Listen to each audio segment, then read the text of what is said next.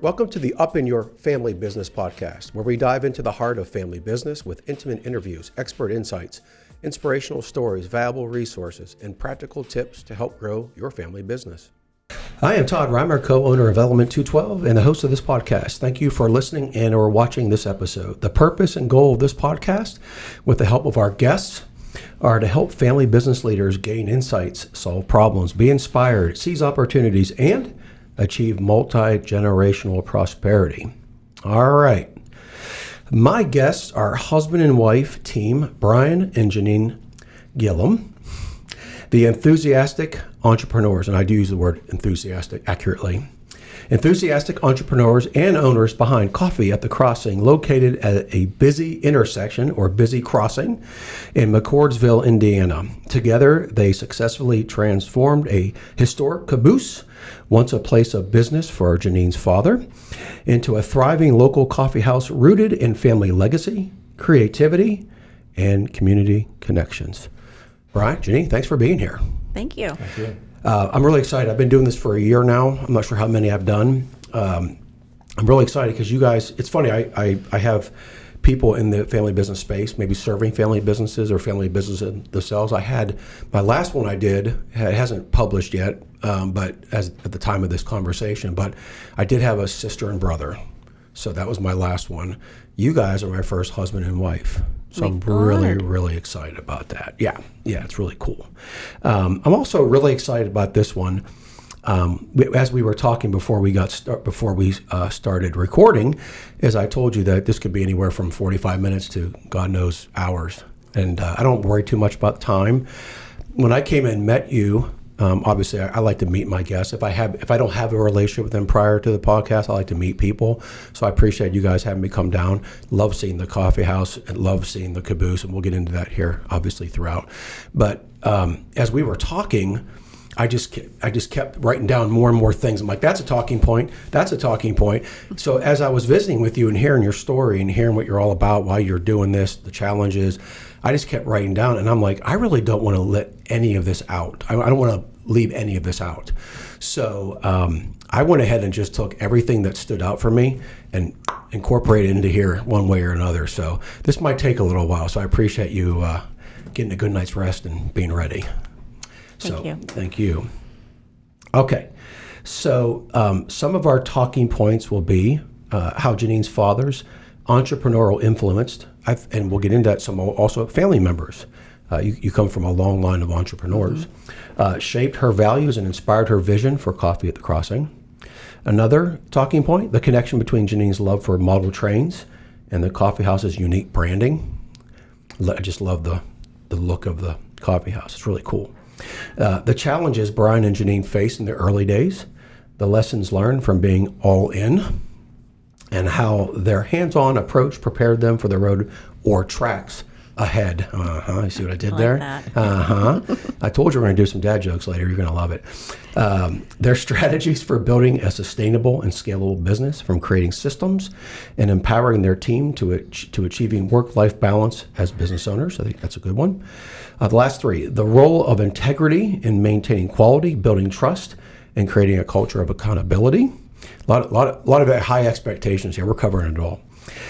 The impact of community support on their success, sharing heartwarming customer stories, and the ways Coffee at the Crossing has become a local gathering place. So I'm looking forward to getting into tying in the caboose with the past and the caboose with the present, and talking about how you share with me how people have come back and want to see it, what it looks like today, and they have good memories of getting their hair cut done when they were little. Can't wait to talk about that. And then lastly, continuing the family legacy and growing a business that's as meaningful as it is sustainable. So those are our 7 talking points, and we'll lay those out through the questions I have for you. So I am super excited about getting into this. So again, thank you for being here, and thanks for being here to share your story. You're welcome. Thank you. Okay, so as I laid out here, I have questions throughout that either one of you can answer, and then I have ones that are very specific for each of you, based on what I know about your brand, what I know about your story, what I know about your history. There are just some questions that make sense for you. So typically, if I do have multiple guests, whoever wants to jump in. I went ahead and I'm going to basically say, hey, Ja'Nene, this question's for you.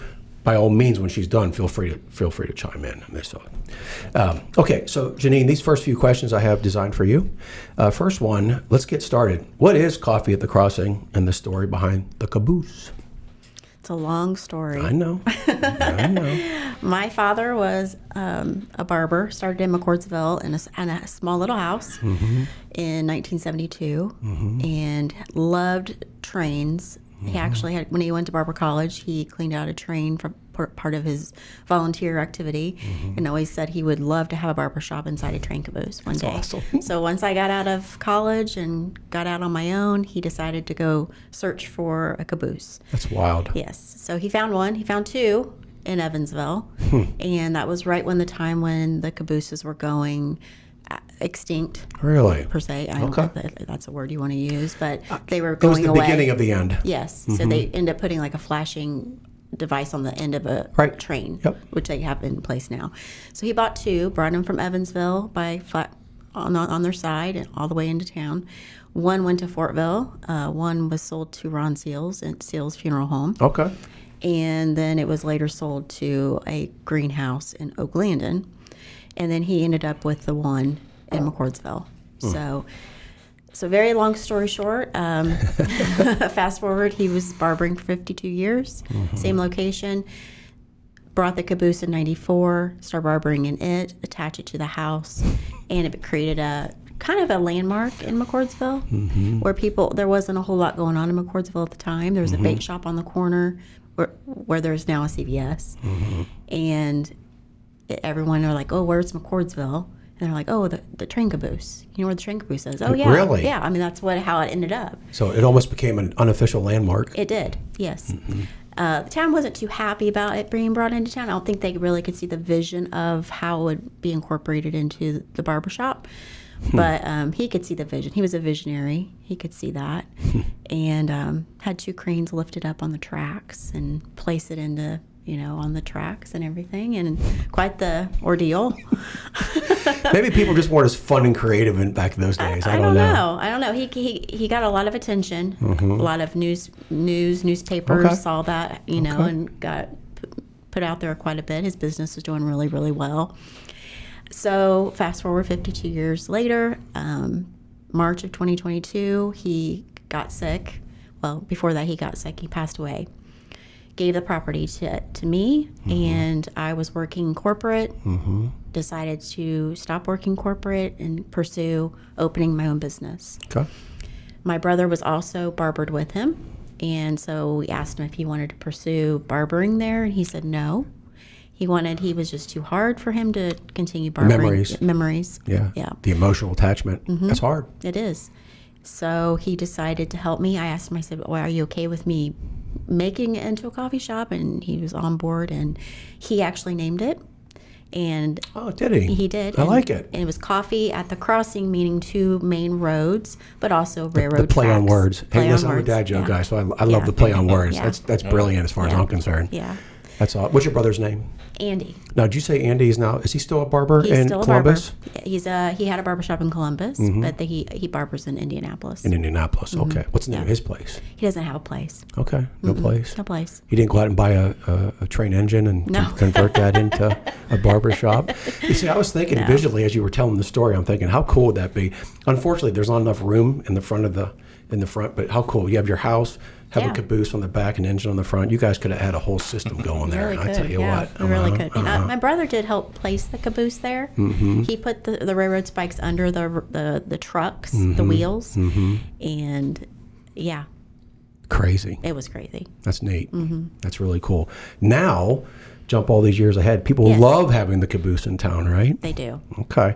Now, is it an official landmark yet, or just still an unofficial landmark? It's kind of an unofficial landmark, but it's increasing in value, right? It is increasing in value, yes. Okay. Yes, for sure. So if you ever sell the land, the caboose has to come with it, right? Maybe. I'll think about it. Okay. Let's move on to the next question.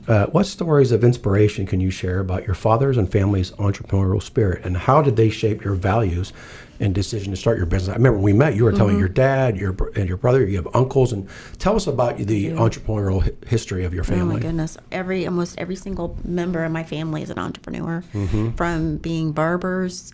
I have my brother, my uncle that was a barber, my dad. I have my grandpa that was a painter, my uncle that was a painter. So it just runs really deep. And I think the main thing is, you know, my mom and dad, cutting hair wasn't like going to make you a fortune by any means, but you have to work a lot of hours. You have to work money. Yes, you do. And my dad I still have a picture of a sign outside my dad's barbershop. It was like $250 a haircut. Crazy. And even up till the day he passed away, he was only charging like $14 for a haircut, which is crazy in the big scheme of things nowadays. And even then, 16, 17 still. Yes. Yeah. So, you know, I've kind of grown up around just taking risk and really just kind of chugging away. There you go. We got something good going here. All right, now I got it in your head. Okay. Yeah. So I think that I just grew up around it and not being scared of taking risk. Because if you believe in something enough, you will be willing to take that risk. See, my barber does charge $16 an hour, but I do ask for the $250 haircut. So that explains this mess on top of my head. So just imagine how good I would look if I got a $16 haircut. I tell you what. All right. So you mentioned barbers, and I heard the word painter. Painter. So basically, she didn't marry you for your good looks. It was because you were a painter, right? Exactly. Okay. What is and we're going to get into that here in a little bit. You guys. I'm not jumping ahead. I'm just going to share this. At some point, we're going to talk about how you guys have. You mentioned the design. You have your own painting company. You guys came into this, and you're looking to go back into. What's the name of your painting company? Gillam Painting. Gillam Painting. Yeah. Okay. Gillam Painting. Right. I knew that. That was just a rhetorical question. So, and you do industrial, commercial, residential. Yeah. You do it all. Okay. Yeah. Okay. Did you have a love for cabooses and trains before you guys met? Or is that required? I've always been intrigued to things like that, though. I love history and I love all kind of unique things, but no, I was never drawn to trains by any means. Okay. But actually, there was, all the years I worked with her dad, I would go in there and help him in the caboose, and I never dreamed when I was in there helping him do something that when he was gone, I would still be in here. Yeah. So that's really funny. So you guys have been married how long?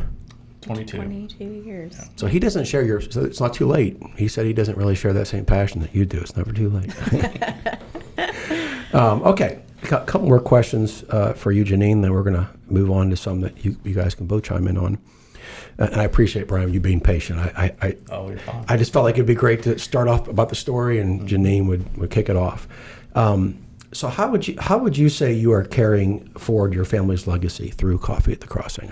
I know it's a loaded question, but just you know what legacy means. What legacy means for you? How do you feel like you're carrying on your dad's legacy through the current Coffee at the Crossing?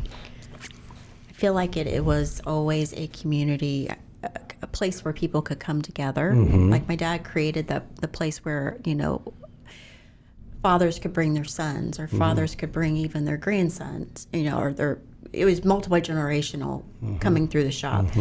And I've seen those same people come into the coffee shop sharing their stories. So carrying that on means having a place where people can do that, can continue to come back to. And that was when I wanted to open this, when I had the harebrained idea with Brian, I said... Did you say harebrained? It was harebrained. Oh, there you go. There you go again. Yeah, it was crazy. It was a crazy idea because it just came to me one day. I was sitting in my office doing my corporate job, and it just kind of came like, why would I want to sell this? This is a part of me. And I thought it would be a great thing to do mostly for his customers. Because my dad, when he passed away, I had over 1,000 customers in my phone from helping him through the COVID pandemic. Okay. Because he was a walk-in barbershop. So I helped him schedule a lot of appointments at that time. I did. Oh, that's pretty cool. Yeah. So I got a lot of those contacts. So when he passed, I had all these contacts. I'm like, wow, he has a large base. And that was just at the time he had that many customers. So I've found since we've had the coffee shop open, it's far more than that. But I feel like that's continuing his legacy, as well as the environment we have in the shop is carrying on his legacy. So my dad was a very godly man, and everyone that came through the doors, he always just shared his experience with church and witnessing to other people, and I feel like that was an important thing for me to keep going to, is just having that open environment, genuine, authentic environment where people feel safe. Yeah, and I love the connection too. It makes sense. You know, you mentioned about the place being nostalgic for a lot of people. What I think is cool too is a coffee house a good one should be a gathering place. And the way barbershops were, you didn't just go there and get your hair cut. You mentioned about fathers and sons coming in. That was a gathering place. Yes. Historically, people would go into barbershops, not just to get their hair cut. They would come in well before their haircut appointment and just sit there and just talk to people and hang out. And they would sometimes stay afterwards and just talk and hang out. And the barbers it was almost like a bartender, right? Like a bartender and a barber. I think there's something with the bar part. I mean, when I still have a barber today, and he tells me all about what's going on in the world, and we talk about family and politics and life. There's still today a really cool feel with a barbershop, and I think that you want to have that at a coffee house too. Yeah, and I would even say what's changed the most is he, had male clientele. He didn't cut women's hair, so there was some women that would bring their kids in, let's say, but most of the women had never been inside the barbershop or the caboose or anything. So now it's for everybody. It's for everybody. So it's kind of neat. There's so many people coming in going, especially the females, I've never seen this before, I've always drove by here but never been in here. Or I've sat in the car waiting on my husband to get his hair cut, and I just never walked in because I didn't feel comfortable. That's so going into a male barbershop. That's so funny. Yeah, I love that. So it's a logical connection. I just think it's great. I think the whole thing is just so great. So last question before we jump into the journey that you guys both shared. I mentioned in the beginning you have a love for, you don't just love trains, you love model trains. And you said you had, is it 900? 500. Oh, 500, okay. 500. Okay, so 900, I thought you were crazy. 500, not so crazy. But 500 model trains, that's amazing. And did you collect these like your whole entire, when did you stop collecting them? So these were my father's. These are all your dad's? These were all my dad's. These were from people bringing him model trains over the years. Bringing him model trains. Or him collecting them, buying them. It was just a collection of everything. But you love them too? Yeah, absolutely. Okay. Yeah. Okay. Oh, yeah. Grew up seeing them. So I did. Yeah, my dad had a model train display down for kids to play with. And he had like plexiglass around it, but it was like a little city, basically, for kids to see. And it's funny because he'd be like, okay, so start the train. And he'd be like, pull your ear, and he'd have a little remote control, and so then he'd push that's so cool. It's almost like we do this to a truck driver, Or he'd like stop the train and hit your nose, and he just had a lot of fun with it. So I was around that for a long time. Sounds like more like your dad was. It sounded like, I want to be around people. I guess I'll be a barber. And almost like the barber was the means to an end. It was more, he enjoyed being around the people. He did. He got into barbering because his grandmother told him, you get into a career that you're going to never have to worry about a job. That's cool. And barbering was just the sensible thing to do because people always need their haircut. Yeah. And people always need painting. Yeah. Yeah, that's true. Way I can paint. It's not that I don't like it. It's just, it's always harder than you think it's going to be. It just is. It's like, I'm sitting there going, man, why am I doing this? It's like, no. All right. So how would you say your love for model, has your love for model trains played a part in the branding of the coffee house? Do you see a connection there? Yeah, we've got some of them displayed. Some of my dad's favorite ones are displayed up in the caboose on the shelf. Yeah, I remember that. Yeah. The other thing that kind of I was thinking too, where I think the model trains come in. If you look at some model trains, if you look at the side of them, you can see like the shadows of people sitting in their seats. And you guys did that on the outside. We did. So share that a little bit too. That was kind of neat. Yeah, so I wanted to create really first off, a privacy for people sitting in the caboose. Yep. Like just having a meeting space. But I also wanted to create where it would look like the Polar Express. Kind of that feel and look from the outside.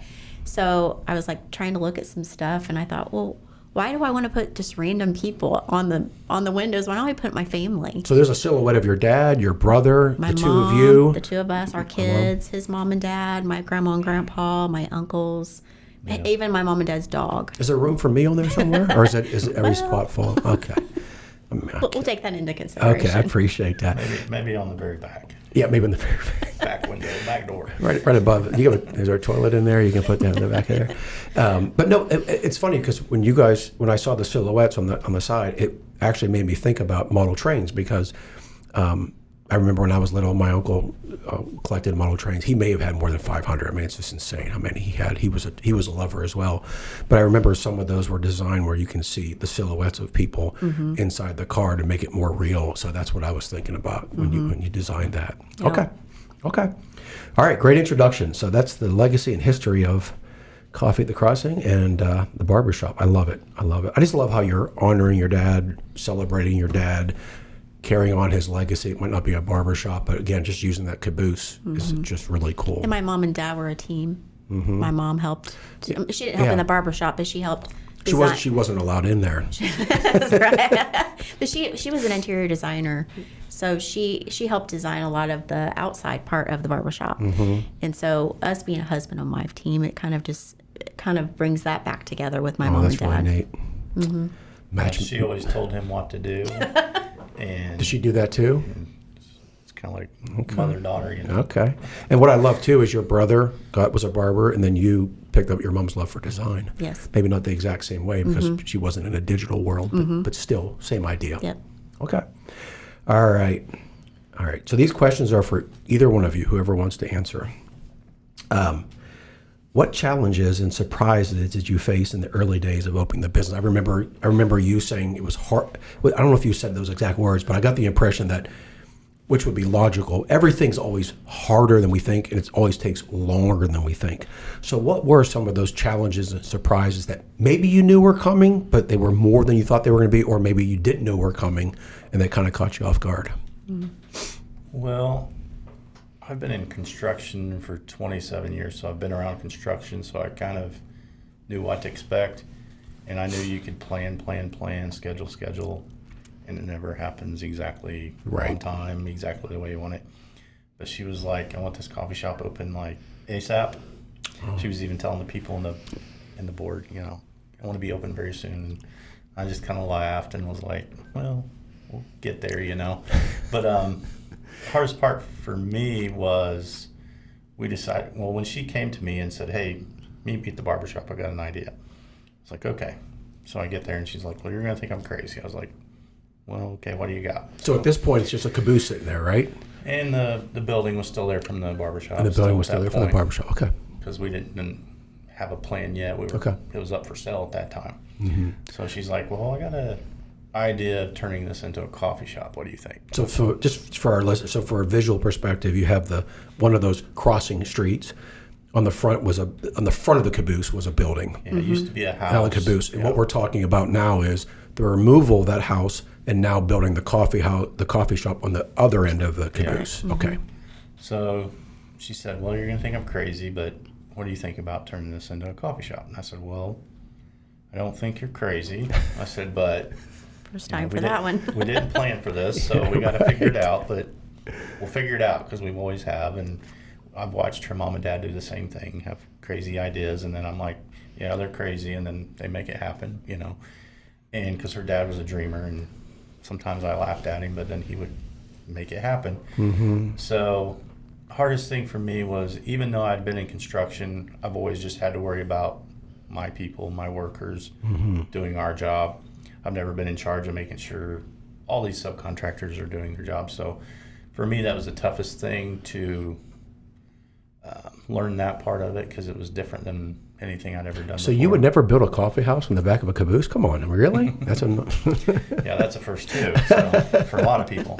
But luckily, the one thing that did help the most, though, was being in construction. I met so many good people over the years.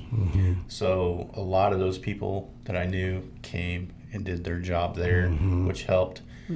But then there's still so many construction delays and supplies. You can't control everything, right?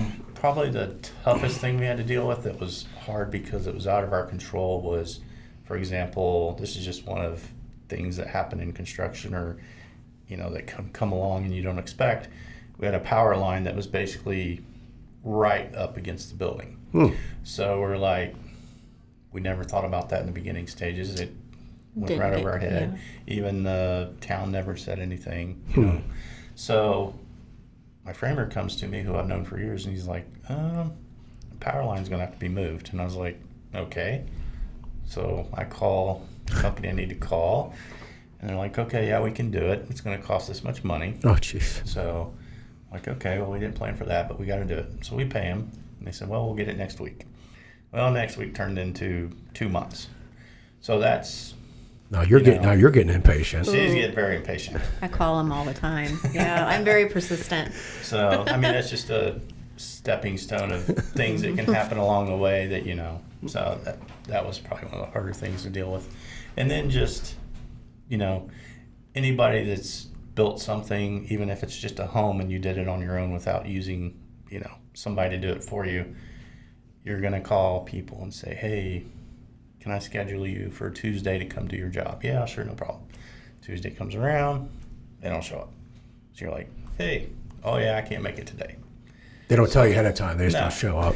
That's surprising. So, that's some of the things, and it's typical in construction, but it's some of the stuff you're going to deal with. So that was probably the toughest thing for me, because owning my own paint company, when I tell somebody I'm going to be there, I'm going to be there. If I'm not going to be there, you're going to know a day or two in ahead. Hey, I'm going to be a couple days before I get to you. And they're usually no problem, understand.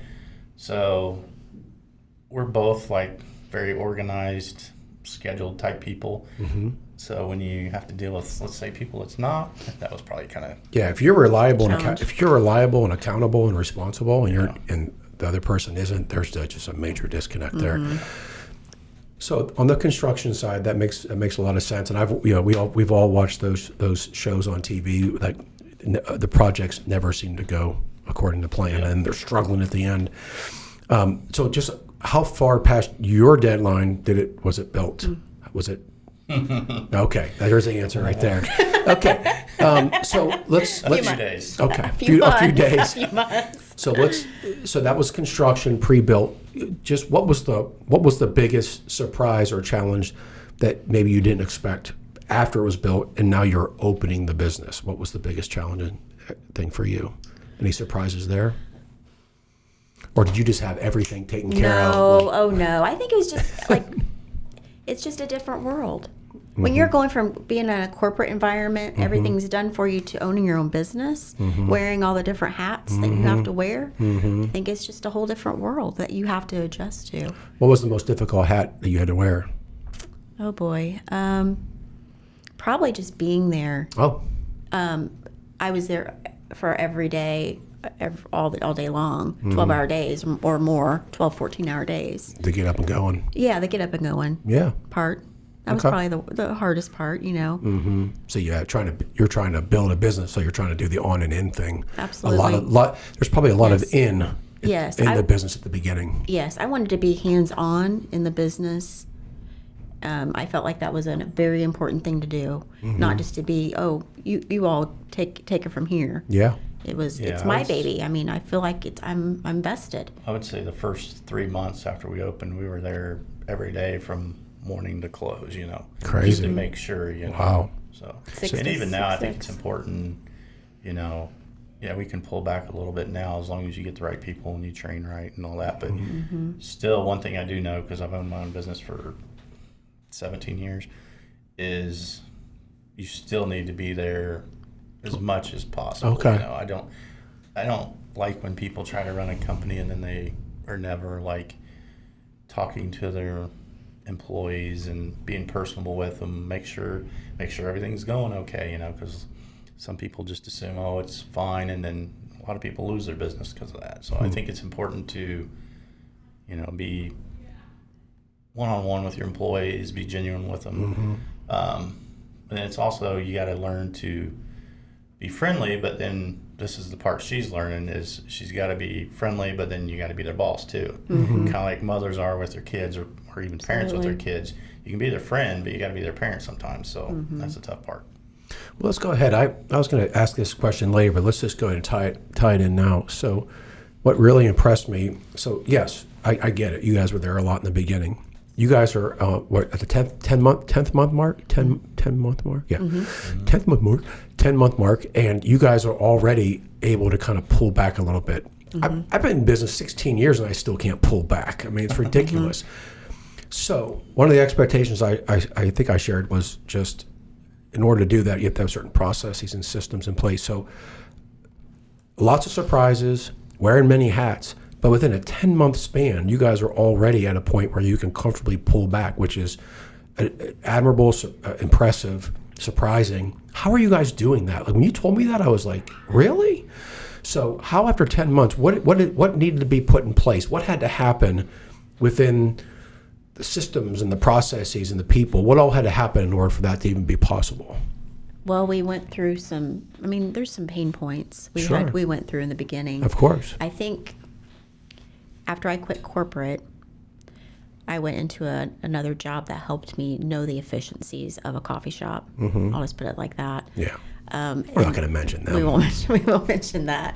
But I think that's helped me to know what is an expectation for openers, closers of the coffee shop world. Now, I'm not saying that I've had a few employee turnover, which you're going to have in a coffee shop. But I think when you offer a certain amount of money per hour, you have expectations of a higher level of service. Okay. So that's kind of what I've put in place. I screen people very thoroughly. Okay. I had over 120 applications when we first opened. Whoa. Did you go through all of them? I did. Wow.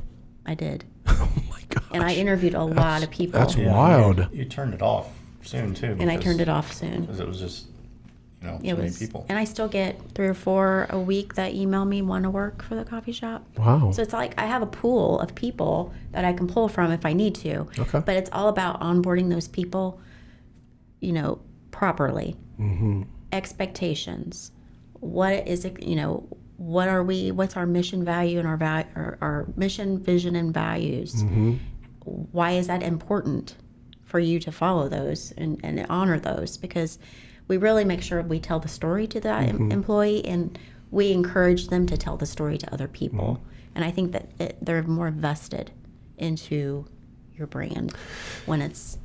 That's interesting. I mean, a coffee shop is a cool place to be as it is, but there's more to it than that, right? So what I think is great, in a short period of time, you guys have already become a place where people are seeking you out for work. You're not having to search. They know about you. They know about your brand. They know about your people. They know about everything that you have to offer, and they're knocking on your door, saying, "Hire me." That's quite an accomplishment, especially within 10 months. It's a cool environment to be in anyway. I mean, most people will go in there and they're like, "Oh, this is really neat. I would love to work in here." It's a nice vibe for.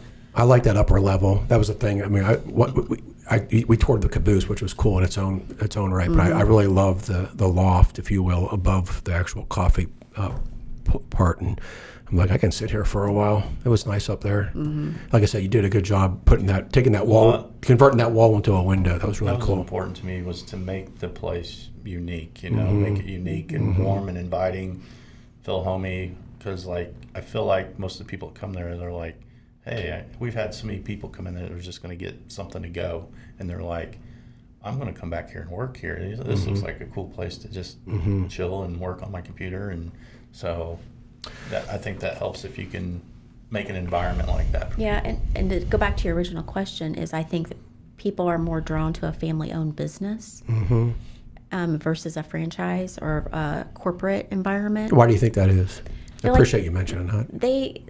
They know that you have more. There's more value, and I think people are just more drawn to that. You think there's a certain standard, or there's like an expectation of how you're going to be treated, and the level of service that you're going to get. A little more personable, and then I like going to local places. Look, I feel like not always, but a lot of times you actually get higher quality for less money. A lot of times, but people just are so used to, oh, let's go to the big store and buy this, and but if you go to a lot of the local shops, whatever kind of business it is, I feel like you can 9 times out of 10, a lot of times you can get better quality, better service, and whatnot. So that's awesome. Let's stick with the word quality, Brian. One of the things that I pointed out near the end of my visit, after I had toured the whole coffee shop, coffee house.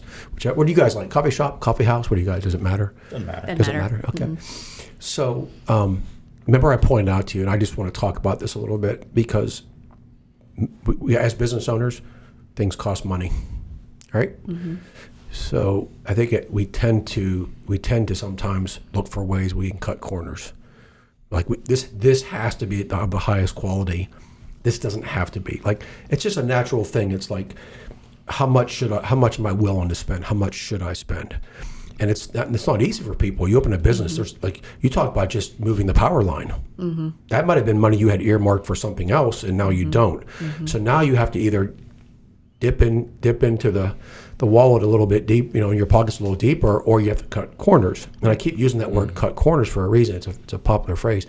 I didn't see that happening at all where you guys are. No. What really amazed me, especially starting a business, we read about it, how it's so important to do things the right way, right away, right? As I was walking around, just looking at the woodwork, looking at the metal, looking at the floors, looking at the equipment, looking at the windows, looking at everything you guys did. I'm not an expert in all this stuff, but from what I could see, it looked like you guys didn't go short on anything. It looks like you guys did everything right, didn't cut any corners.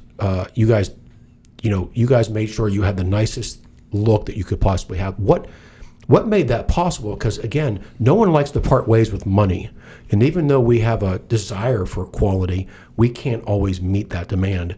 How did you guys stay committed to that? How did you guys feel comfortable doing that?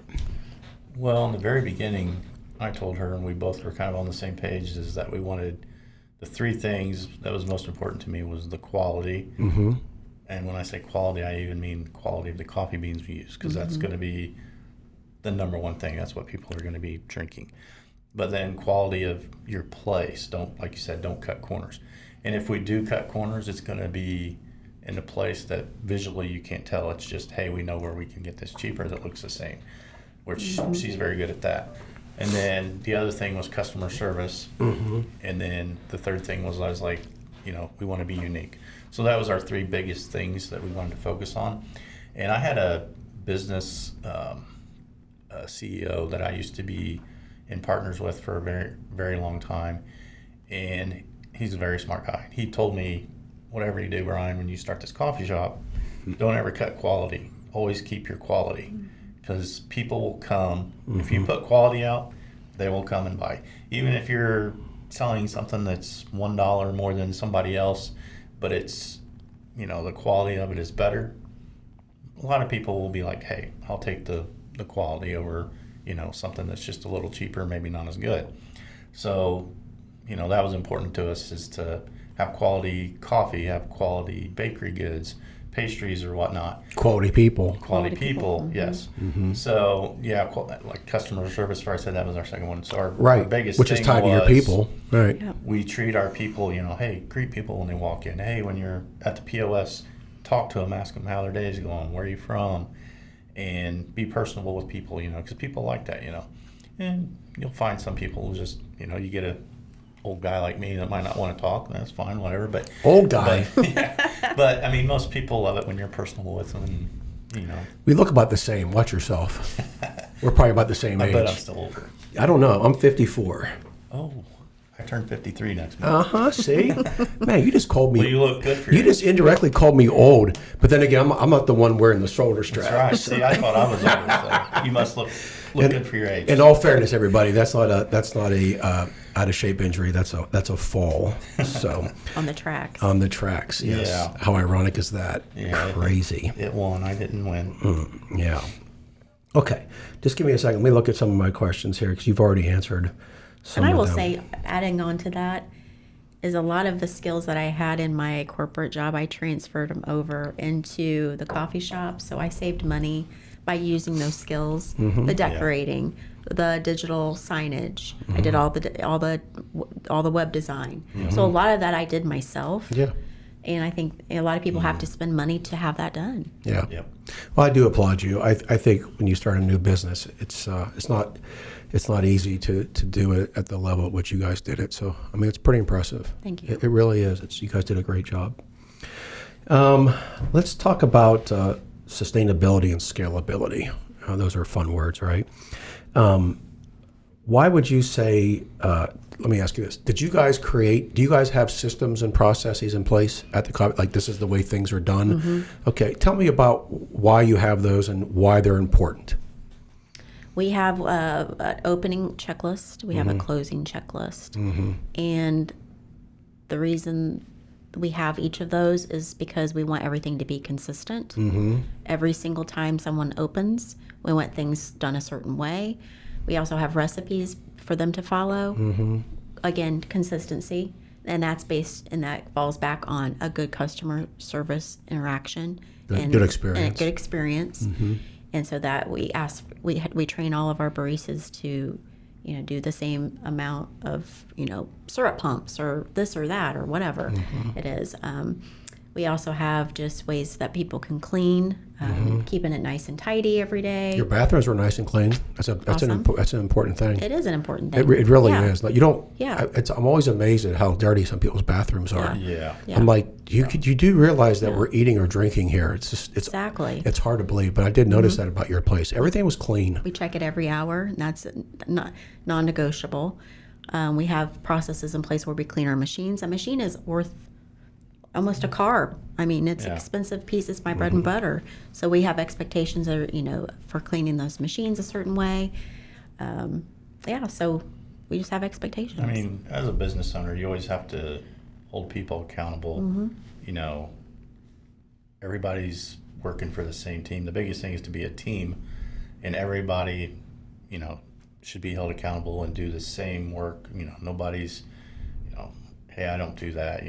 I don't clean tables or I don't clean the bathroom. No, if you're going to work here, this is what we do. Yeah, So. and we also make sure that the baristas get training on the POS, and then they're not always on bar. They're going to be splitting their time on their day doing POS and bar. So that gives everybody plenty of time to do a little bit of everything. Where do you guys give your employees some freedoms? Obviously, you guys have processes, systems, procedures, ways of doing things. Tying that back to the customer experience that you talked about, where is it that your employees maybe have some freedom and flexibility to maybe go above and beyond? So it's crazy because all of our baristas they bring something. All of them bring a creative aspect to the shop. Every single one I've hired has a strength that others don't possess. So we really try to play up to those strengths as much as possible. And it's okay to have a weakness. So when I hire someone, I always ask them, are you a morning person or are you an afternoon person? It's a good question. Because I don't want someone coming in the morning who's not really a morning person, because guess what's going to happen? In a month or maybe less, they're going to be not showing up for work at 6 o'clock in the morning. So there'll be a grouch in the morning. there'll be a grouch in the morning, right? So we play into those strengths and weaknesses are a big, huge component. What time is your coffee house open? We open at 7. Okay. So they have to be there at 6. Be there 6, yeah. Which means they got to get up at 4:45 or 5 o'clock. There you go. To make it there on time. Nice. You just need to move in there. I was telling you guys that I'm just going to move in in the loft. It's big enough. It's like a New York little apartment, right? Like a tiny home. Yeah, right. It is like a tiny. I love that. You guys, if you're anywhere near McCordsville, you have to go to this place. It really is like a tiny house attached to a caboose. It's really cool. So, do you hire for skills and or personality? Like everyone has different style. Everyone has certain ways of hiring. Sometimes, obviously, in certain fields, you have to hire for skill. There's been a trend over the recent years. And this is the way we are. We hire for potential, for possibility. You can always train someone to do something. Maybe there's some baseline skill sets they have to have, but we've always hired for the personality and how they would fit in with the team and the culture. That's what she does. Yes, it is. I usually schedule a phone call with them initially, and if they can't talk to me over the phone, they probably won't be able to talk to a person over the counter. Wow. That's a good point. Yeah. I mean, when you're talking over the phone, you don't have your body language. All you have is the words, the tone of voice, but you still have those acknowledgments over the phone. And if it's dead silence and it's awkward, it's usually not sure that's going to work. Yeah, if they're uncomfortable on the phone, how are they going to talk to customers? So I usually do a phone call, then I bring them in, and then kind of do the face to face. And usually it is about personality. It's about how genuine are they, authentic are they, the added bonus is they have coffeehouse experience. They have some barista experience, but I have hired some that don't have any, and I've been able to train them just fine. All right.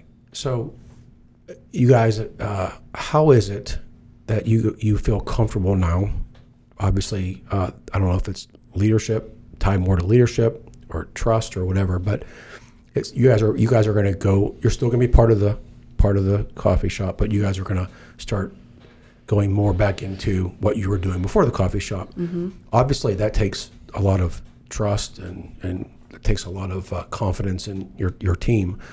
What had to happen? What has happened that has led to you two to feel like, okay, we're at a place now where we can kind of pull out just a little bit.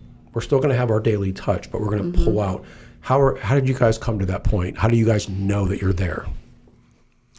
And I guess I'll say to this, that's delegation is a scary thing for people, especially if you're someone, you guys started it, right? So how did you guys even come to the point that you're comfortable delegating, but how did you get to that point even to do that?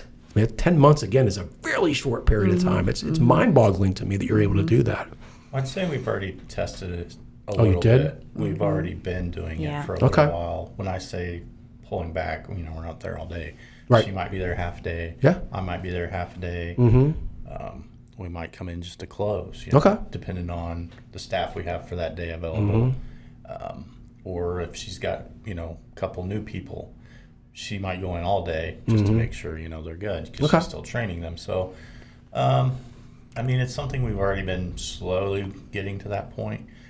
But at the same time, we're not going to just go full blown and never I'm probably going to be a little more flexible than her just because I've been self-employed and owned my own business for a while. So when I have a chance and I aren't too busy, then I'll come in there and make sure everything's good and just keep an eye on things. But hopefully when she starts working again full time, she'll be able to do that a little bit off and on. So one of the things, one of the reasons why people have a hard time delegating is sometimes it's trust, but sometimes it's just I'm worried that they won't do it as well as I do. So for someone like yourself, Ja'Nene, who it sounds like you do everything right, it sounds like are you a perfection seeker? Yeah, a little bit. Yeah. Okay. Yeah. Okay. That's okay. It's not a bad thing. I don't know why we've made it such a bad thing for people to be perfection. I don't know if the term perfection seeker is out there, but there was something you said earlier that gave me the sense that you like things. It's not necessarily control. It's just like, this is the way I know this is the way to do it right, and I want it done right. So for someone like yourself who wants perfection and wants things done well or very well, how were you able to kind of let that go and trust people to to do it the way according to your standards? I think it's a tough question. I'll put you on the spot. It's about trust. You have to trust, and until someone breaks that trust, you just have to let them I like do that. it. Yeah. Not give them a reason. I'll always trust you until you give me a reason not to trust you, Exactly. right? And even then, you can forgive and forget and trust again. And but the first few times that we did pull back and neither one of us was there, we were both scared to death. Oh, okay. Yeah. Oh, I appreciate that Yeah. honesty. Then Okay. it's kind of, you're amazed sometimes because you have certain people that just step up and you're like, oh, wow, they did a great job, But then there's times where you're like, okay, well, I think we underperformed, and then you just address it and try to make sure we can do better. But yeah, we do have a few baristas that are very well trained and have been in the business for a long time. Oh, that's good. So, there's some people that just overperform and you're like, oh, wow, they got this. We're good. There you go. We don't got to worry about it. I like it. Cool. Okay. Ja'Nene, what does continue your father's legacy mean to you personally, and how has it influenced your business? I know we talked a little bit about the history, but let's just focus on the word legacy specifically. What does that mean to you personally, and how has that desire to support that legacy? Your dad runs a barbershop. You're running a coffee shop. We talked about some of the similarities, but they are technically two different businesses. How have you taken his legacy and what you learned from him? How have you applied that into your current business? Lots of hard work. My dad was not scared to get his hands dirty, work hard, and I'm the same way. I'm not afraid to work hard for what I want. A passion. You have to have a passion for people when you're in the service field. Barbering is a service field. Coffee shop's a service field. You have to make yourself, approachable, transparent to people. Genuine, authentic, all those words. And then my dad was just I feel like a pillar in the community. Everyone knew him. He gave to the community. I'm trying to carry that on with giving back to the community as much as I can with the schools. Yeah. With the teachers, the firefighters, the first responders, the town in general. Trying to, open the coffee shop up. We allow vendors to come in at no charge. That's nice. So just opening it up to, it's not costing me anything for someone to set a table up and do business for a couple hours or whatever. So just giving back was big for my father. So do you see this coffee shop as an opportunity to kind of do if I'm hearing this correctly, this was not just a way to repurpose the caboose, and it wasn't just a way to keep that going. You see this coffee shop as a way for you to continue to do for the community what your dad did through his barbershop. Absolutely. Is that correct? Yes. That's why I wanted to start it. Okay. Actually, the real reason I wanted to start it was for my dad's old clientele.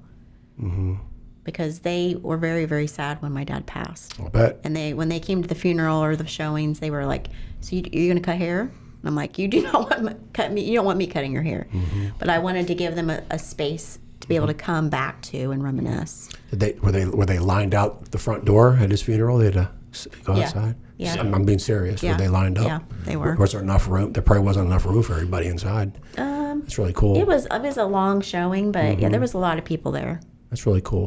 Let's go ahead and let's. You've kind of during the whole COVID thing, so that was kind of weird. That's right. Yeah, Right. so. COVID. Let's stick with that. You mentioned the word community. One of the things that stood out for me was nostalgia. Of course, we have nostalgia. I mean, the caboose is cool, and I'm sure people have had a connection there. But there, you guys have clientele. You have customers that come in who have not just nostalgic ties and emotional ties, but they have I'm trying to think of the best way to ask this, but there are people coming in who have now shifted their loyalty from your dad's brand to your brand simply because of that legacy that you're carrying. Is that correct? That's correct. Okay. So what are some of the stories that people, like when people come in, what are some of the things that you commonly hear about those people who come back in who used to be customers?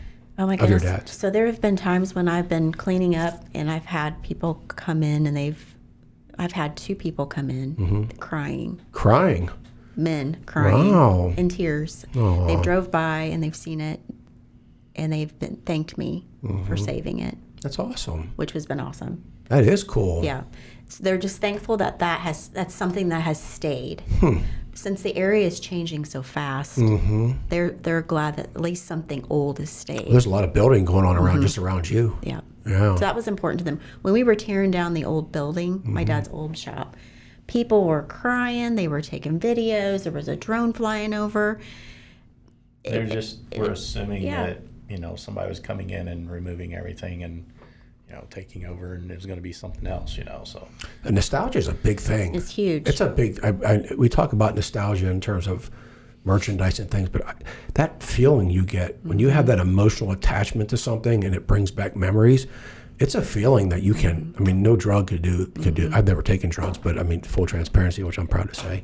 But you know what I mean? It's just like, I can't imagine there's anything out there that can replicate the feeling you get when you have an emotional, nostalgic connection, just having those fond memories of being in there when you were a kid. Yeah, so there was this college student that came in this past summer, and he comes in for the first time, and he's like, yeah, I used to get my hair cut by your dad. And Aww. he was coming home from college, and he's Wild. like, do you mind if I go up in the cupola and I get my... He's like, I know you got a sign up there. It says, don't climb. But he goes, your dad used to let me climb up there as a little boy. He said, I have a picture of myself up in the You didn't let me cupola. go up there. What the heck? Well, it says no climbing. I know. It's not right. I tell you what. Do you let this kid do that? I tell you what. I'm taking this personally. So he's like, do you mind if I climb up there? And he's a big old guy. He's like, I want to get a picture from my dad and be like a before after, kind of thing. That's pretty cool. I'm like, oh, go for it. So he comes back down. He was like crying. He's like, I didn't realize it would be that emotional for me to go back in that caboose after all these years and remember how your dad used to let me climb up that's those. wild. So those are the kind of stories that we hear regularly. I mean, honestly, it's all the time. It's People really come cool. in. That's really cool. Or people come from out of state, and they'll be like, hey, I was coming through, and so what is this, a coffee shop? He's like, and then they find out that the family owns it, and that's where it comes. They're like, wow, you've kept it alive. Like, yeah. I just love it. I just love what you've done. Continuing your dad's legacy, maintaining something that's, not an official landmark, but somewhat of a social landmark within the community, and then doing something really cool with it. Just building that coffee shop rather than just, well, Dad's gone. What are we going to do? I guess we have to get rid of this. That's really neat. I think that's just really clever. I really like it a lot. Okay. You mentioned the word passion and values. So, what advice would you give other entrepreneurs about staying true to their passions and values? So let's say someone else is starting their business. What do values and passions and entrepreneurial spirit mean to you, and what advice would you give other people to stay true to theirs? I think values it's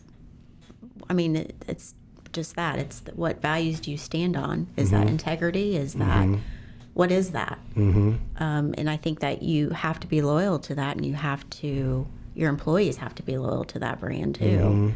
And I feel like that was something my father was big on, and that's something I learned. Too, I think values too comes from, your own parents even. So like her mom and dad and my mom and dad were both, they were all Christian people and very strong Christians and raised us right, what I would consider right. And so you think? But yeah. When I was a kid, I didn't think so, but now I see it now. But so I think, a lot of the value part of it anyway is already instilled in you the way you're raised, if you're raised, and so I think that part comes easy because it was already in your blood. I would agree with that. I guess the reason I'm asking that question is because we sometimes get so fixated on the business itself, the structure, the systems, and again, we talked about how important those are. And sometimes we lose sight of why we got into this in the first place. Absolutely. Right? That's kind of what I'm getting at. So, the way I worded that question initially, I appreciate you taking a stab at it because that was a really bad question. No. But what I was trying to say is that I believe a lot of people get into business, and then they get into it, and not only am I not working on the business, but I think they lose sight of why did I get in this in the first place? What are the passions that drove me? You could even lose sight of your values. So it is important to have them up. Like in your coffee shop, you actually have your mission, values, and vision. Your vision, mission, and values up on a plaque. I think it's real easy to just think about the dollar signs. Hey, that's right. Thank you. We got to make money. We got to make money, which you do have to make money. Don't get me wrong, but if you start just thinking about the money side of it, then you can get off track of what you're really supposed to be doing. Because if you stay with your plan and you keep your values, like you said, and do what your plan is in the beginning, then the money will come later at some point. Because I've noticed, regardless of size, you hear people say they've forgotten who they are or they've forgotten their roots. I do think sometimes businesses grow too quickly. They grow for the wrong reasons, and people can feel that. Growing, forgetting your roots, forgetting your principles, forgetting your values, forgetting your passions, forgetting why you even started this in the first place, can get away from people. And I think once you do that, it could be disastrous. It's one reason why I have my dad's picture up in the back of the caboose, because when I go in there, I remember why he started what he did, and he loved barbering. He's like, I don't work a day of my life. I love what I do. He's like, you never work if you love what you do. That's right. That's really right. Yeah. By the way, I think there's probably a room up there for a picture of me. Just saying. There's a couple more slides. A top fan picture. Yeah. All right. Let's see here. Sorry for the delay. I just had so many questions for you guys, and you guys are doing a great job of answering them, and I don't want to miss any of them. So bear with me as I try to find the next one here. Let's see here. And you guys are doing a great job. Let's see, work-life balance. Okay. I do want to ask you guys a question about that. Obviously, so what does work-life balance mean for you guys? So you guys were all in the coffee shop, and now you guys are pulling out a little bit. I'm sure you learned throughout this whole process what work-life balance means. So what does work-life balance mean for you, and how do you achieve that? I had a guest on, my very first podcast guest was just about work-life balance. And with being a husband and wife, working together, having other commitments, I would love to know what does work-life mean, and how do you achieve that? And what advice do you give people as they approach work-life balance? Well, I feel that's I love the way she's laughing. I feel that's why we're trying to She's like, I feel that's why we're trying to pull back just a little bit, because between the job I already have, my normal job, and then helping there, and then she does a lot of stuff at home for the business, and then at work, you literally can get to the point where you don't feel like you have a life. You're just working all the time. and that was okay the first 3 or 4 months. Yeah. Because you kind of knew that. We understand, Yeah. even the first year. Yeah. Oh, really? Yeah. Okay. Oh, yeah. But, Yeah. I mean, But you guys are at a point now where it's okay. Now it's I time to s- get you back see to so some many people normalcy. that Yeah. get older, they retire, then they die, or they die right before they retire. Yeah. Yeah, once you're Because you 50, just once you're work, work, 53, you're near death. I mean, Yeah, it's yeah. just, Especially 54. man, I can feel it.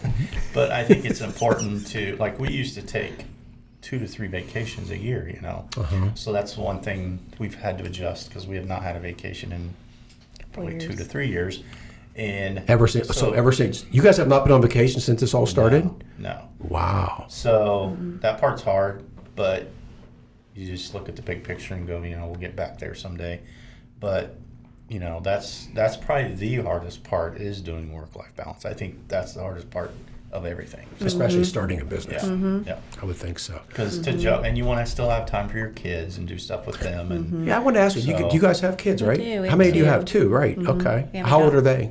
27 and 20. Okay. Our daughter's 27. She's getting married this year. Okay. So we're balancing that too. She's planning a wedding. Oh, very nice. Yeah. she's planning a wedding. My daughter's getting married in November. She'll be 19. Oh, wow. So they're both young. Okay. But she found a really great guy. So it's kind of like, okay, you're young, but Congrats. thanks. But he's a really cool guy. It's okay. It's okay. So either of your kids, have they gotten the coffee shop bug, or is that not going to be possible? Like, what's the legacy here? Who's going to take over? You're going to have to adopt Cassidy. I know, right? Yeah. Cassidy's at least their current general manager. So I think someday, they might good. Yeah. Okay. get that bug. I think they're still so young that they're still not sure about Are they that still in yet. the area? Yeah, Oh, yeah. yeah. Okay. Okay. But our daughter's a social worker. Our son is figuring out his life, going into real estate. So, you know, I think there's something there. But again, I never expected to go into the coffee business, and here I am. Yeah. I mean, I was an instructional designer for a corporate. So, I mean, you just never know where your path's going to take you, or how priorities will shift that path. Right. And that's what happened for me. That's true. You think you have your life figured out. You do. Right. But you don't. Yeah, I would say my dream would be, say we do it for however long to where we're like, okay, we're good. My dream would be for our kids or one of our kids to continue it, but that would be up to them, you know. I'm not going to force the issue or anything, but if they would want to do that, that would be awesome. But we'll see. What's your, so you guys have a vision. Do you have your vision memorized? No, I don't. I don't either, so don't No, take I'm it. It's sorry. okay. It's hard to memorize these. I swear I tried to. I'm like, I should have my vision, mission, and value statement memorized, and I just don't. It's really sad. I can barely remember people's names. So Yeah. I know what you mean, Bill. Yeah. That was on purpose, by the way, everybody. Just because I'm 54 doesn't mean I'm senile. Okay. What is your vision? So you're 10 months into this thing. What's your vision for the future? What do you see Coffee at the Crossing becoming? Like, has your vision for the changed since? Not really. Okay, so why you started, nothing's changed. Nothing's changed. Okay. No, nothing's changed. We did have someone approach us 3 months into when we started about expanding, Really? and we looked into that, and then we pulled back and decided that we didn't want to do that right yet. So someday could be a possibility we expand. You'd have to go to Evansville and go to another caboose. I know. That'd be tough. Yeah. But you just never know. Huh. Never know. That's cool. Mm-hmm. All right. But as far as like where we started and where we're at now, I feel like we're on the same track. There you go again. No, you're just stepping right into it. I just love it. This is good. Let me go back to my talking points and make sure I didn't lie to my audience. So we talked about the entrepreneurial influence from your dad and your father. We talked about your connection with the model trains. We talked about the early days, lessons learned, all in. We talked about strategies for building that sustainable, scalable business. You guys are doing a great job of that. We talked about integrity and doing things right from the beginning. Talked about that. We talked about the impact on the community. And we talked about family legacy. Man, we nailed it out. Good job, guys. I want to make sure we didn't miss out. And thank God we didn't have to go through every question that I have. I think I had 20. I think I had 20 some. And I'm sitting there going, I'm going to send this to them to look over. They're going to be like, this guy's crazy. What is wrong with him? This is crazier than starting a coffee shop. What the heck is this? Okay. So we're not done with questions. I do have a couple of closing ones, but I did forewarn you that we're going to do some dad jokes. Mm-hmm. So we're going to do the dad joke segment a little bit differently. When I first started this podcast, we would do it where I would ask it rhetorically, and then we would share it later. Recently, I started giving. I started just asking the guests if they had the answer, and then I would give the answer. I actually have 9 dad jokes today. Wow. Okay. Yeah, and I have dad jokes to perk up your day. Okay, it's fitting. Nice. So we're going to do this even a little bit different. So you guys are going to serve as judges. So you guys are going to you're going to either give thumbs up or thumbs down. You could do that verbally if you want to as well. It might look a little funny with you guys both going like this. So I'm going to do a dad joke. You guys have an opportunity. I'll give you a few seconds to give an answer because we don't want to be here too much longer on the dad jokes. You guys can answer. If you don't have an answer, I'll give an answer, and then you guys, however you want to do it, you guys can give thumbs up or thumbs down. You ready? Okay, all right. You guys are the judges. All right. My team hates and loves all my dad jokes. So I'm always happy whether they laugh or they go, ugh. Either way I win. Okay, first one. How are coffee beans like misbehaving kids? How are coffee beans like misbehaving kids? They're always jumping around. They're always getting grounded. Oh. Mm-hmm. Okay. All right. Oh! Wow! I thought I was getting. This is gonna be like David Letterman. This will be like David Letterman. The best one will be like number 7 and 8, and then the rest will all stink. Okay, like the top 10, right? We'll call this the top 9. What's it called when you steal someone's coffee? What's it called when you steal someone's coffee? I mean, you guys are coffee shop owners, so you should know the answer to all these. Should steal someone's coffee. Mm-hmm. I don't know. Let's see. It's called a mugging.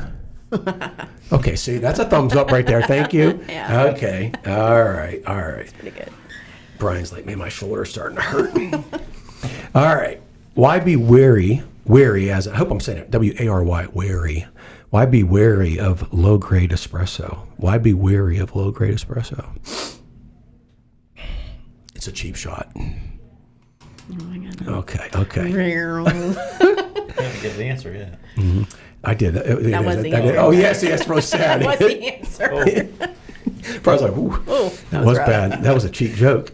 Okay. What's the technical name for coffee at work? What's the technical name for coffee at work? Goodness gracious, we're not getting any of these. Brake fluid.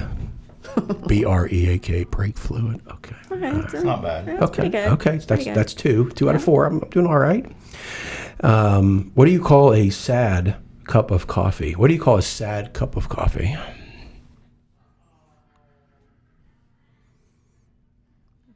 A depresso. I was gonna say, We should yeah. have known that. Yeah. Yeah, that's not good. Okay. This is like when Will Ferrell and Mark Wahlberg are giving their jokes. Their plays like, okay. It feels very much like that when they, okay. No, that one's good, though. That was not too bad. Yeah. That's not too bad. Okay, this is not a guessing one. I'm just going to state it. Okay. Your mom was supposed to meet me for coffee at 11, but she didn't show up until noon. But I guess better latte than never. Okay, thumbs up. I'm doing all right. That's a This pretty good isn't one. too bad. I like that one. All right, last three. And the last two I love because you guys are, of course, coffee owners, and it's kind of cool you own a coffee shop. Why was the coffee shop, the last three, okay. Why was the coffee shop worker fired? Why would you guys fire one of your workers? This is really bad. He kept showing up in a T-shirt. I mean, you could sell tea at a coffee shop, but technically it's a coffee shop, not a tea shop. So if they wear their tea, That's terrible. that's the worst one. Remember I said number 7 might be the best? Number 7's the worst. I should have put that one in the beginning. I should have just left that one out. I almost did take that one out. Okay. Last two. Dad jokes are supposed to be terrible. Yeah, I know. What do you call it when you walk into a coffee shop and feel like you've been there before? What do you call it when you walk into a coffee shop and feel like you've been there before? Think about this one. I'll give you a few seconds. I don't know. And the fact you guys can't answer these is no reflection on you in a bad way. It's a reflection in a good way. The fact you guys don't have the minds to even answer any of these stupid Honestly, questions. yeah. Okay, what do you call it when you walk into a coffee shop and feel like you've been there before? Deja brew. Oh, wow. Okay. Okay. That's a thumbs up one. Okay. I'm doing all right. Okay, that's good. I think I've gotten... Yeah. That's pretty good. Last one. What did the two coffee enthusiasts say when they got married? See where I ended this? What did the two coffee enthusiasts say when they got married? So what did you guys say when you got married? I love you, latte. No. We're meant to being together. Oh, that's a good one. I like that one. Okay. Yeah, All right. We might start using those at the coffee shop. I'll send this to you. Okay. I'll send this to you. Put them on we got a Valentine tree right now. Those would be cute as like little Valentine things. Yeah. There's an old phrase, gold, baby, gold. All right. So final questions for you two. Lessons learned in the future. I already asked you about your vision for the future. So what are the most important and meaningful lessons you have learned during the first year of running your coffee shop? And we talked a little bit about some of the hats you wore and some of the challenges, but looking back on 10 months and then you look to the future, what are the most important and impactful lessons? Just pick the most valuable lesson that each of you have learned. So let's think about this. Let's say your entrepreneurial spirit is going to continue. And you guys were going to start another business. What's the greatest lesson you learned from this one that you would apply in another one when starting out? Because there are people out in this audience that maybe are thinking about starting a business, or they just started a family business, I would say that have patience. Okay. Mine was I like patience that. because I like that. you, not only with the process, I didn't have patience. I was like wanted things now and wanted everything to grow quickly. You have to. It will grow organically. Yeah. The way it's supposed to. Can't force it. You can't force it. You can have plans. Right. You can have ideas. You can have all kinds of You plans. can be prepared. Yes. But you got to allow for possibilities. Things might not work out as you, or maybe something better will happen. That's right. Okay, I like that. That is a very good point because I did not expect. You think people will come into your shop and you want to believe that everyone will see it like you see it, and not everyone does. Or that's a life lesson. That's not just a business lesson. Yeah. Or on the opposite side, people see it so much better than you see it because you're so critical of. Like I'm critical That's of. where it is for me. It is me too. I did a lot of the, like say, trim work or certain things in there, and I see all the flaws. Do you? Yeah, you mentioned that. Yeah. I don't see them. And where you said like cutting corners, we never tried to cut corners, but there was times where it was like, okay, we only have X amount of dollars, so I'll buy this wood and do my best, or like for example, I got barn wood off of Facebook Marketplace. That's awesome. And for a reasonable price. I like it. Recycling. But I still see flaws here and there, but then people walk in and I was worried about them seeing the flaws and being like, this place is all right, But I'm blown away by how many people come in and just compliment it and love it, and I'm like, okay, well that's good, because I was, I only see my areas where I may not have done as well as I'd like to, Yeah. So. No, I think you did. Yeah, we talked about that. And I would say another lesson it's still hard for me to get over is the fact that not just because we know what we've put into this place. We put literally blood, sweat, and tears into this place. Literally. I mean, look at his arm. Yeah, and he cut himself once, and I had to take him to the emergency room. Yeah. So anyway, but not everybody knows what you've put into it. Where did the crying come into play? The crying? Yeah, blood, sweat, and tears. You said blood, sweat, and tears. Did you guys have a crying moment? I cried a lot. I was going to say it, Yeah. but I'm being serious. I did. Where were the tears? Honestly, this project was a good way for me to submerge myself into the project to heal from my mom and dad passing away. It got me through, honestly to goodness, it got me through that whole process. That makes a lot of sense.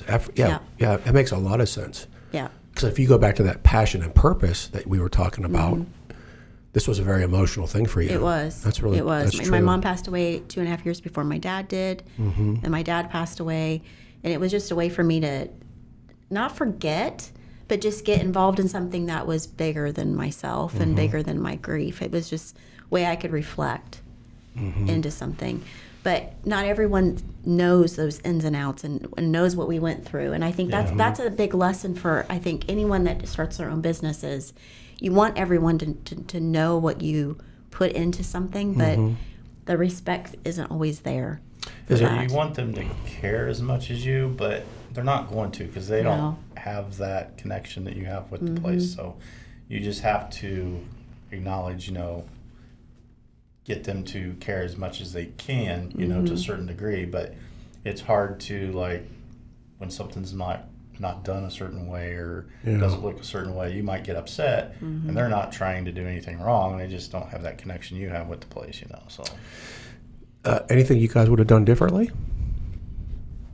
I mean, it's okay if you say no, but I'm just curious. Well, and we couldn't really change it because it just happened like this, but planning for it a little sooner would have been nice, but that was probably the hardest thing. Yeah. Just jumping right in. But Well, I mean, that happens a lot. I mean, heck, even for people, they'll call us and be like, I mean, people, it's hard to know how long it's going to take, right? Picking when you start is hard.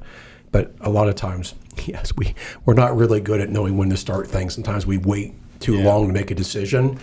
But then again, you guys had a lot of things outside your control that you guys that really delayed it. Anything the way we did it. The only thing I would have changed for me was not falling. That would have been a good one. Well, Yes. yeah, that'd been great. Even though I knew how to do constructive things and build certain things, I didn't have the knowledge of what a coffee bar needs to be set up like, what's needed in the prep area, what's needed here and there. So we kind of winged it. She had worked at a coffee shop, so she kind of knew, but she wasn't the one doing the construction side of it. So for me, that was the hardest part, was trying to get that right. So if we ever do this again, that part I could improve on, I think. So, yeah. But other than that, I'm pretty happy. We have such a small footprint. Yeah. And we went up instead of out because of how small our parcel of land is. Yeah. And they're going to be taking part of our front lawn. Yeah. So where the building used to be. Where the building used to be, they're taking part of that. So we had to move the caboose, and so that ended up our parking is tight. Our building is smaller, but of course we have the loft and we have the caboose to utilize.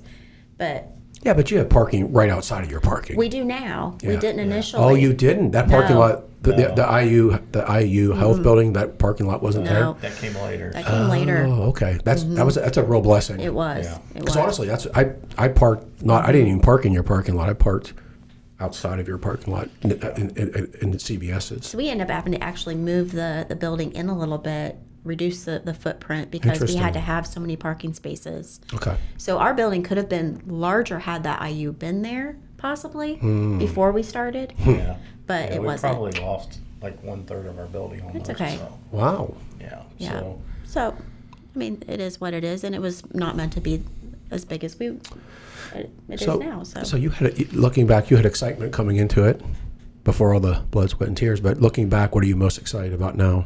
What excites you the most now? Now that it's done, you've done it for 10 months. Where does the excitement come from now? What do you guys get most excited about? my favorite thing about the shop is I still to this day enjoy going there. And Just being inside it? Meeting new people. Oh, that's and nice. meeting the regulars. There's so many regulars that come in, and we talk, and it's like they're friends and they're like family. And so that part I enjoy, because like with the job I have, my main job I had before being in painting, I don't really have that as much, so to speak. So I enjoy going to the coffee shop. That's great. There's so many just great people that come in and, you know, become your friends, you know, so. What are you most excited about now? I enjoy creating the recipes and doing the menu boards. I like the design work, the social media aspect. But my favorite part is probably the baristas and the people that come, the regular customers. We have a really good customer base. Lots of local McCordsville people come in, and it's just a good community. Well, some people come in from the other towns too, like Fortville. Fishers. I'm actually very amazed Lawrence. how many people we've had from other countries around the world. Yeah. Quite a few. Quite a few. amazing. Australia. Yeah. England, Australia, it's Italy, all over the world. And they've come back when they meet. They may have family here, let's say, and they'll come in. And so that part's really neat, because it's like we're in Little McCordsville and we have all these people from other countries coming in. They love our coffee. Yeah. We define success differently. I was just thinking that you were mentioning people coming in. I'm like, that's pretty cool. So I don't want to make this too big because we're closing out. But so I love that the excitement is still there, and hearing what excites you. You don't necessarily have you been successful? Like going into this thing, maybe it's financial, maybe it's what it means to the community. I don't. It's a big, like I said, that could be a big answer to saying what's success. What does success mean for you? If you were to take one aspect of what success means for you, what is that? And would you say that you've reached that? You've been successful in that area? You know what I mean? Like, yes. This is where I wanted to be successful. If I could pick one thing. So mine would be to make my mom and dad proud. Okay. All It's right. not about.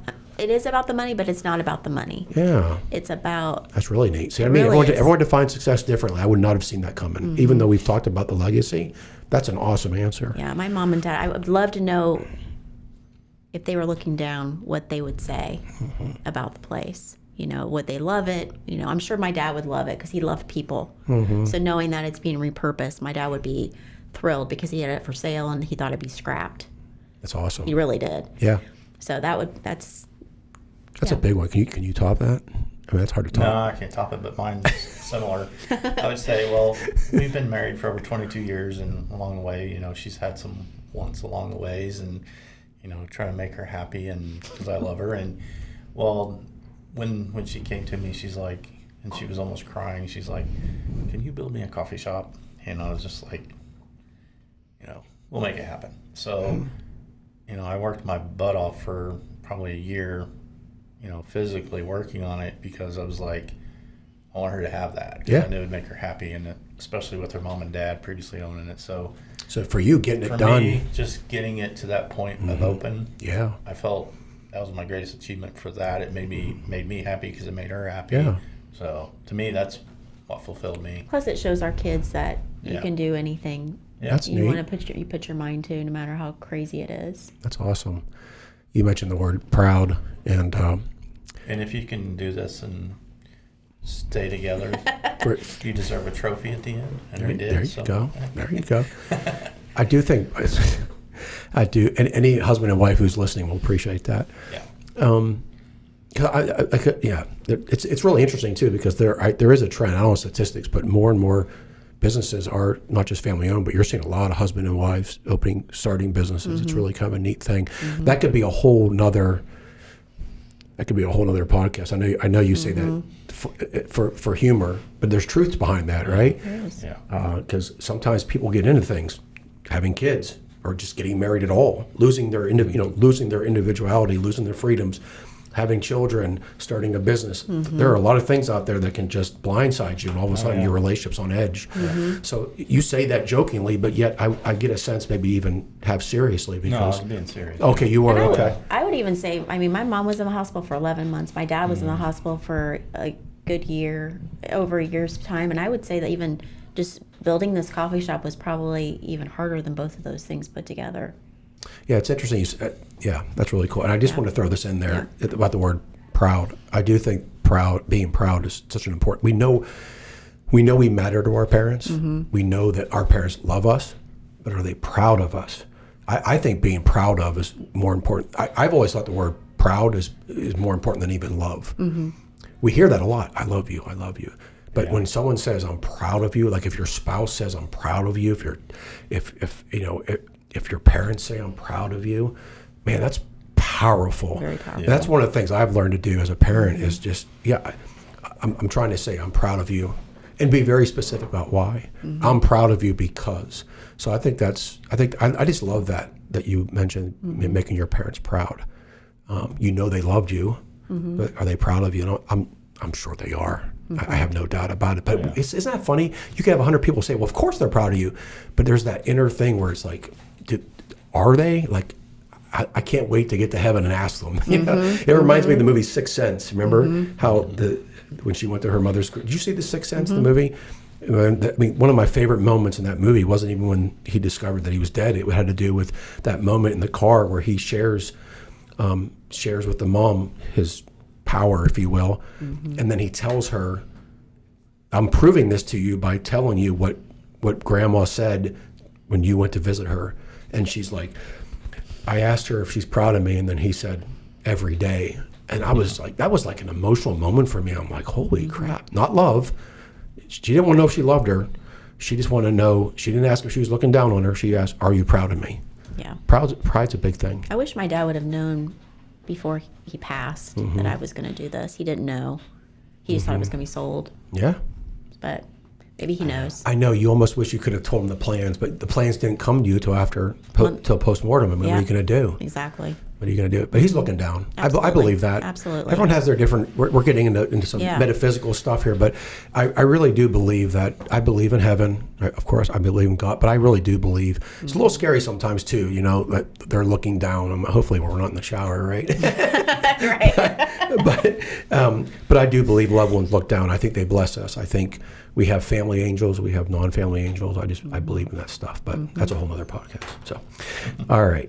But I mean that seriously. I've had guests on in the past where I'm like, we need to come on. One of my first ones was with Jeff Boone from Cowpokes Working Western, and his values were so important to him. His patriotic values, his family values, his personal everything. And I said, we need to have you come back and talk about how your values ignited your business and how they drive your business and how your business exists. It's an extension of your values. He's not about being a business owner. He's about his values being lived out through his business. And it's funny because, so I say that kind of seriously, it's like the three of us, we could do a whole other podcast about, it wouldn't be as long, of course, but we can do a whole other podcast just about what it's like for a husband and wife to do this together. I will say, like, when we first started this, we were, one of the most important things too when you have a coffee shop is like, okay, what product are we going to have in here? So the coffee beans are obviously probably number one product you're going to have. Probably important. Yeah. And next to the clean bathroom. We tried a few here and there along the way, and then it just dawned on me one day. I was like, her dad was a veteran, and I'm a veteran. I was like, it'd be cool to kind of have a veteran coffee company in here. That's just really something cool. Different. Yeah. So I started, venturing out, checking a few out. Had some people contact me, met up with me.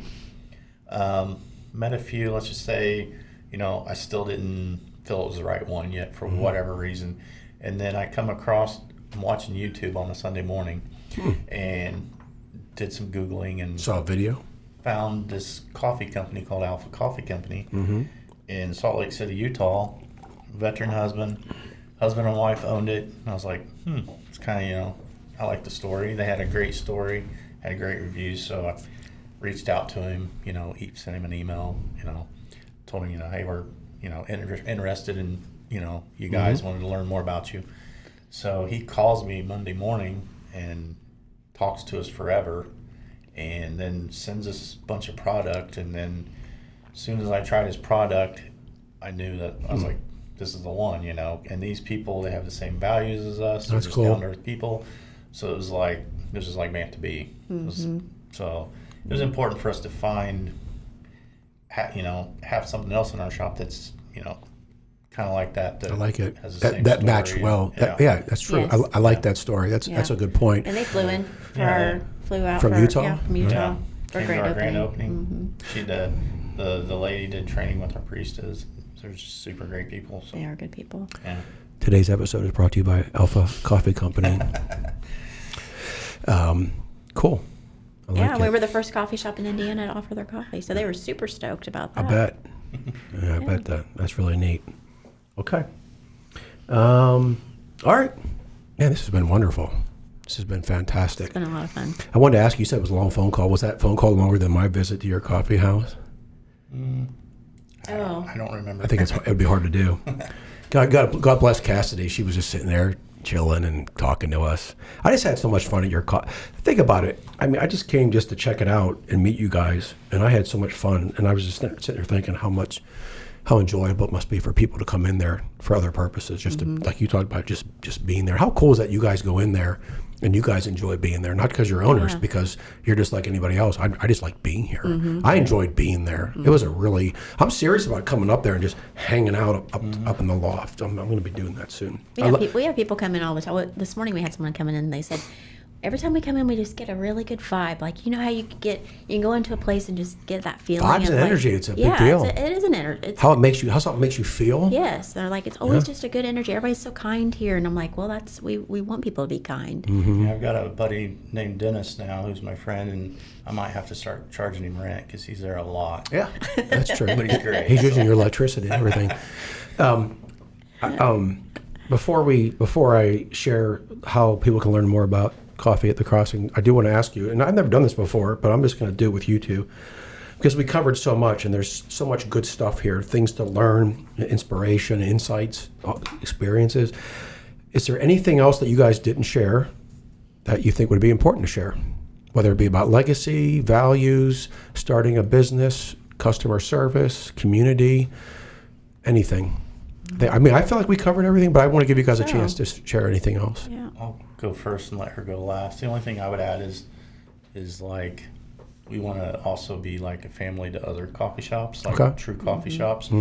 And like, you know, if there's a new one opening up, or if somebody needs our help, if there's a way we can help, you know, in any way, we would love to. And the reason being is when we first started this, we've had a handful, not all of them. I mean, there's been a handful of coffee shops where the owners have been just super nice outreach to us, and hey, if you need anything. And one guy really stands out in particular, but they're just, we want to be like that too. It's not like coffee, we don't want other coffee shops to be our competition. We should be all like a family, you know. I like that. So that's what we want to be like. We don't want to be like, oh well, you guys are down the road, we don't want to You don't need to be guarded or defensive or competitive. No. So like a fraternity. That's really neat. Right. I like that. Yeah, I would agree with that.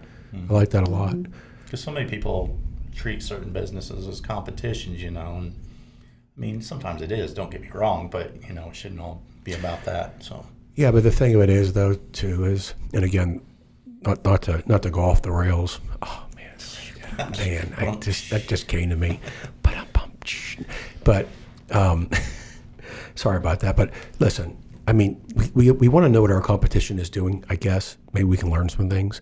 It's good to know. Maybe but in the end, you gotta be who you are. You gotta do it your way. You gotta stick to your brand, your purpose, what you believe in, why you're doing what you're doing. You have to just kind of stay true to that, and then let it, and not get, because once you start comparing and competing, then all of a sudden it's so easy to muddy the waters, because now you're no longer yourself. You're a version of yourself, and it can get a little complicated. So I think you guys just do what you do. Have your values, have your passions, have your purpose, do what you do. And if you believe in what you do and your customers believe in what you're giving, you have nothing to worry about. You have nothing to worry about. I think one of the greatest mistakes is to worry about what other people not only think, but what other people are doing. Yes. You got to pour your energy into what you're doing and let that speak for itself. That's just my opinion. Anything, and you don't have to have an answer. Is there anything that you'd like to share that you didn't share? Goodness. If you don't, it's fine. We covered a lot. Yeah, just stay true to yourself. Yeah, I don't know. I don't have anything else. Okay. Really. Just come get coffee at the Crossing. Right? There's enough business to go around for everybody. Yeah, that's how I feel about it. Yeah. There is. Andersonians are welcome. We're in That's Anderson, right. Indiana, by the way. Okay. All right. So learn more about Coffee at the Crossing. You guys have a website, coffeeatthecrossing.com. You can order coffee there too, right? Yes. Okay. Yeah. Cool. Some of that alpha coffee. Yeah. There's a plug again. I'm expecting a check. Facebook. Carl and Lori might be giving you a call. Okay. All right. I'll tag him on the podcast. Facebook, Coffee at the Crossing. Anywhere else? I mean, that part makes Instagram. And Instagram. Yes, Coffee at the Crossing. Okay. There's also an article on the Greenfield Daily Reporter. Was published March 21st, 2020. I'm going to pause. I'm going to share 2 resources that I do recommend that my viewers and listeners go to. If you want to learn more, we've covered a lot here today. We covered a lot that's in the article, but we covered some things that aren't in the article, right, in the resources. So I would encourage you to hear more about the story behind Coffee at the Crossing, the story behind Brian and Ja'Nene in the community. You can go to, it's published March 21st, 2024, so just earlier this year, of course, because you guys just opened in January? March. March, I'm sorry, March. Last year. March, yeah, if I'm doing the math, my math's not good today. March 21st, 2024. The title was Continuing a Legacy. Former caboose barbershop transformed into coffee shop. So I encourage you to go to that. There's also an article/video from WRTV Indianapolis, posted March 8th, 2024, and last updated March 8th. It's called Old Caboose in Booming McCordsville Reopens as Coffee Shop. Coffee at the Crossing continues family tradition inside of train cars. So just go ahead and put Coffee at the Crossing in McCordsville, and you'll see these resources. I do encourage you to go there and watch and listen to those. It's really kind of cool. Okay. All right. Well, this has been awesome. This was as exciting, if not more, than what I was anticipating. And this is really cool because, full transparency, we just met a week and a half ago. I can do that math. That was a week and a half ago. And I just instantly, I'm trying to think of a better phrase. I just liked you guys immediately. You guys were as welcoming as you should be for a coffee shop, right? It's just so you guys live out what you believe. You guys live out what you promise. Your brand promise is solid. I felt it. I felt comfortable there. The brand was right in line with what you're trying to put out there. Your employees were really friendly. I mean, I think you and your team live out and put out there exactly what you intended to. So I just liked you guys immediately, loved the coffee shop right away, the whole thing. So it was just a real honor and pleasure to have you guys here today and hear your version of your story in this format. So thanks for being here. Thank you. Thank you very much. For having us. Yeah, and maybe like I said, we'll have you on and talk about the behind the scenes. We'll do a podcast behind the scenes. No. We'll call it behind the scenes. Husband and wife start business together, stay married. Right? Yeah, there we go. Yeah, news at 11. Okay. But yes, thanks for your story, your insights, your journey. Just kind of opening your lives to those that are listening and watching. Thank you for that. All right. In closing, I just want to share, thank you for listening to and or watching this episode of Up in Your Family Business Podcast. Please check out some of our earlier episodes and look for new ones coming soon. You can find us on iHeart Podcasts, Apple Podcasts, Spotify, and of course, our website. In the meantime, may you, your family, your team, your customers, and your communities be blessed. Have a great day. Thank you.